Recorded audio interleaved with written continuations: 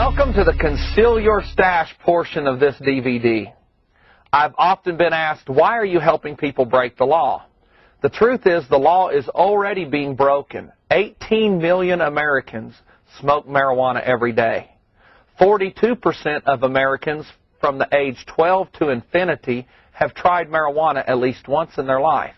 So it's clear the law is already being broken, and it's my mission to make sure these good, real American people that have families and have children do not make a stupid mistake by hiding a small amount of a substance that is impossible to overdose on in the wrong location and ultimately them winding up in a government cage.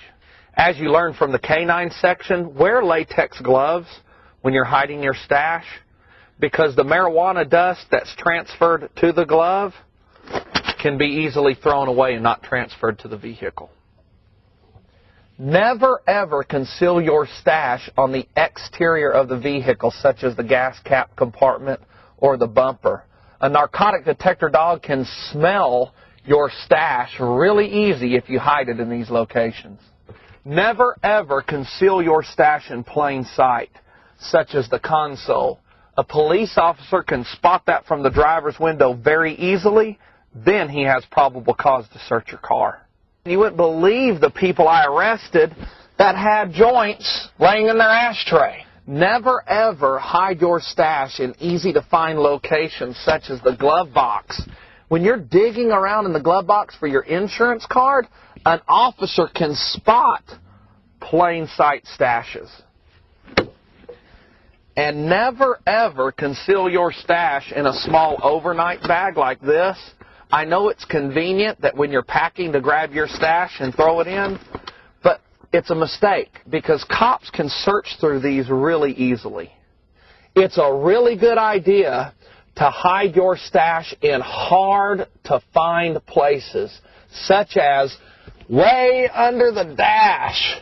There's all kinds of crevices and places to hide small amounts of marijuana. As a successful interdiction officer, I would reach my hand in the dash to feel for a pound of marijuana, a large amount, but I would never take the time to look in every crevice for a joint.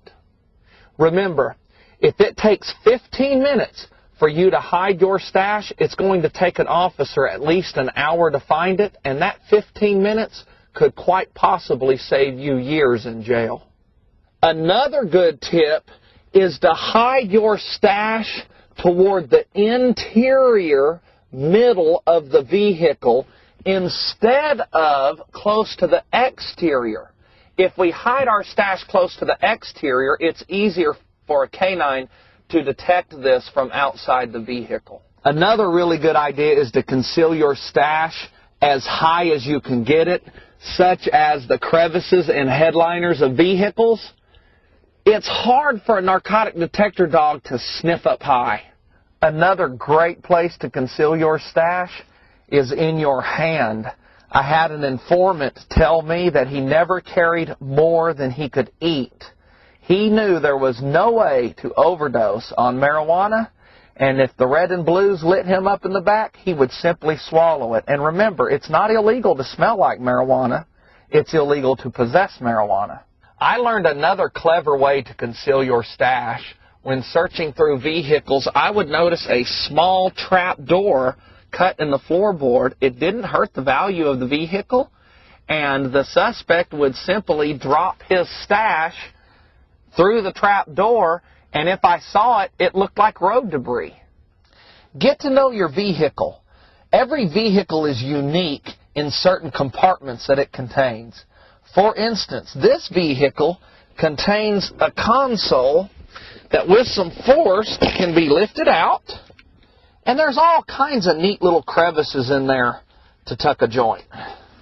Another great tip is to be creative where you conceal your stash, such as inside a straw or inside a straw skin. Throw it in the bag. The point is to be creative. And remember, I never ever arrested anybody for marijuana brownies or marijuana cookies. That is an excellent, safe way to travel with your stash.